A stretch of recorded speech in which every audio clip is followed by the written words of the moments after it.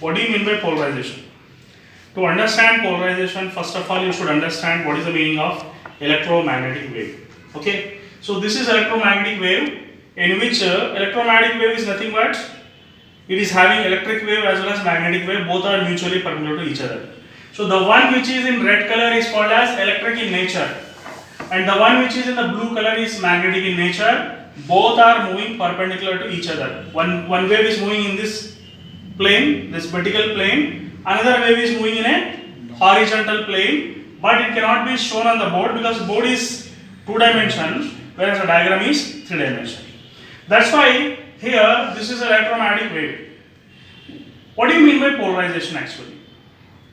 Polarization is explained in a little bit different manner. For example, instead of drawing the electromagnetic wave like this, we are drawing electromagnetic wave in this way. What is the meaning of this? The one which is vertical, which is in red color, is this wave, and the one which is horizontal, which is blue or black color, is like this. So vertical line represents the vertical plane of wave, and the horizontal dot which is represented here is a horizontal wave. Okay. So this is called as unpolarized light now. This is called as unpolarized light. That means it has been not at all polarized. Unpolarized light means what? It is having both electric as well as magnetic. Here red color is electric, and this dot, for example, if I hold a pen like this, it is having vertical as well as horizontal plane. But if you see like this part of the pen you will see only a dot, that's it. So this dot represents a magnetic wave and the line represents the electric wave here. And this is completely unpolarized light because both electric as well as magnetic is present. And here in explaining some concepts in optics, if you consider two waves combined together, you will get two different images which will create confusion. To eliminate this confusion, this unpolarized light should be polarized, it should be filtered. For that reason, you will consider one crystal which is called as tourmaline crystal. What do you mean by tourmaline crystal? The crystal will be like this. The crystal will have vertical gaps. It doesn't have horizontal gaps here. Understand? That is called as tourmaline crystal. The atoms are arranged in such a way that there will be vertical gaps in the crystal. There won't be horizontal gaps. For example, this is a vertical wave, and this is going to be the horizontal wave here. So, for example, this is a tourmaline crystal which is called as polarizer. Polarizer 1, polarizer 2, polarizer 3. This polarizer 2 is called as analyzer also. And polarizer 3 is called as second analyzer. What do you mean by analyzer? Analyzer is a crystal which will check whether the polarizer has done its work or not. It analyzes whether the polarizer has done its work or not. So for example, now this is a horizontal wave and this is going to be the vertical wave. If you keep a tourmaline crystal as a filter here, vertical wave will pass away through the gaps, whereas the horizontal wave will be blocked. Understand? So horizontal dot is not present at this place. If you can observe, there is no horizontal dot present here. So intensity of the sunlight is considered to be I naught. Intensity of sunlight is considered to be I naught. For example, first of all, I1 is considered to be I naught here, isn't it? So after crossing the polarizer 1, you will observe that horizontal wave has been completely filtered. Horizontal wave has been completely filtered. Then what is present at this place? The intensity after passing through the first polarizer will be exactly I naught by 2. Previously intensity was I naught. The sunlight coming from the sun, which is called as electromagnetic wave, is represented with an intensity I naught. Whereas after crossing through the polarizer here, the intensity has become I naught by 2 because 50% of the electromagnetic wave is filtered by polarizer 1. Got the point now? And if you observe here, polarizer 1 is in this path, in this direction.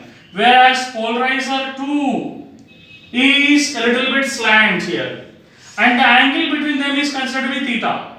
If you observe polarizer 3 is in this way, which is a little bit appear to be horizontal here, and this angle is considered to be phi over here. This is considered to be phi over here. Next, after crossing the first polarizer, then from first polarizer it is crossing the second polarizer. After crossing the second polarizer, Malus law is applied here. What do you mean by Malus law? Here, Malus law explains that, for example, this is I1, this is I2, and this is intensity I3 here. So, Malus law says that the intensity coming out of a analyzer 1 will be equal to the intensity before crossing the polarizer into cos square theta here, where theta is an angle between polarizer 1 and polarizer 2. This is angle theta here. So, Malus law says that the intensity coming out of second polarizer will be equal to the product of the intensity before crossing the polarizer to the square of cosine of angle between polarizer 1 and polarizer 2. This is going to be the Malus law here. Understand? So here, why are you considering only cos theta component here? For example, if you consider intensity in this direction, here, for example, here this is amplitude and this is theta. This is considered to be a cos theta and this is considered to be a sin theta. Here, the component which is a cos theta is entering through the polarizer. So we are considering only a cos theta, and you know that I is directly proportional to amplitude square. So I is directly proportional to a square cos square theta. Okay. So where we are considering only ax component here. We are not considering ay component which is moving vertically. As the wave is passing in the horizontal direction, we are considering only the horizontal component over here. So when you remove this proportionality, you will get a constant cos square theta here, where this is the intensity at the output, and instead of Ka, you will take the intensity at the output, and this is going to be cos square theta. I think you understood how we are getting Malus law. We are considering only cos theta component. We don't consider sin theta component over here. This is called as application of Malus law here. After that, I can consider I3 is equal to I2. What is I2? I2, I just told you, it is half of the intensity coming from the sun. So I can write this as I naught by 2. Instead of I2, I will write I naught by 2 cos square theta here. Understand? So I have written like this. Next, after crossing this polarizer 3, intensity will become I4. So I1 is taken as I naught, I2 is taken as I naught by 2, I3 after applying Malus law has become I naught by 2 cos square theta, and after crossing the third polarizer, which is going to be the second analyzer, it is a bit different here. So what is happening? Let us see here.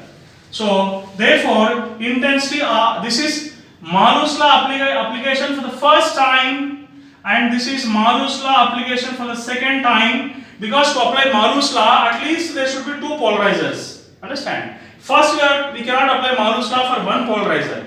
After crossing the second polarizer, we can apply the Malus law. After crossing the third polarizer, we can apply Malus law here. So I4 will become I3 cos square phi here, because this is polarizer 2 and polarizer 3. Angle between this polarizer and this polarizer is considered to be phi over here. So I4 is considered as I3 cos square phi.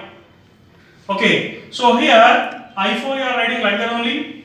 This is I3. Okay, so can you replace I3 with I naught by 2 cos square theta cos square phi? Understand? This can be written as, because I3 is replaced by I naught by 2 cos square theta here, which is present at this place, and that is cos square phi. So after that, we shall discuss about the remaining part at this place here. That is, I4 is equal to, there is one more condition which you need to understand here. It is said that polarizer 1 and polarizer 3 are crossed. What is the meaning of this? polarizer 1 and polarizer 3 are crossed. Crossed means like this. Crossed means like this. The meaning of crossed is nothing but they are going to be 90 degrees. 1 and 3 are exactly 90 degrees. That is the condition. If it is the condition, then what happens? Then you can write theta plus phi is going to be 90 degrees. Yes.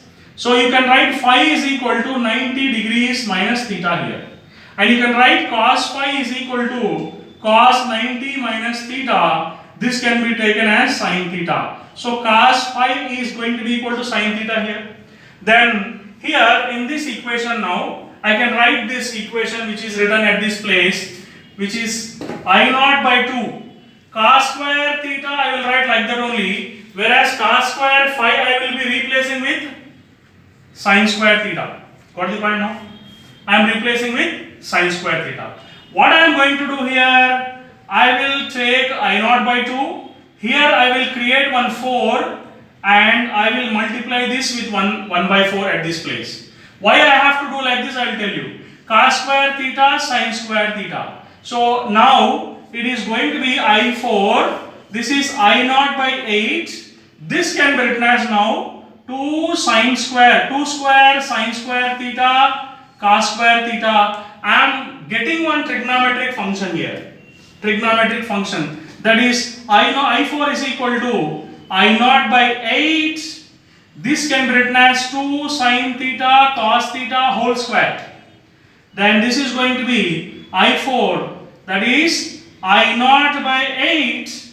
This can be written as sin 2 theta whole square. Because sin theta is nothing but 2 sin theta cos theta. I am writing this as I naught by 8 sin square 2 theta. Sin square 2 theta. So this is the final identity you are getting. Unpolarized light is 32 watts per meter square. That means at this place unpolarized light it is given as 32 watts per meter square. Output is taken as 3 watts per meter square. It is said that the two polarizers are crossed here. So you know that the formula we have derived is I at the output is I at the input by 8 sin square 2 theta. 2 theta. I at the output is taken as 3. I at the input is taken as 32 by 8 sin square 2 theta. So this is 8 ones, 8 fours. Sin square 2 theta is equal to 3 by 4.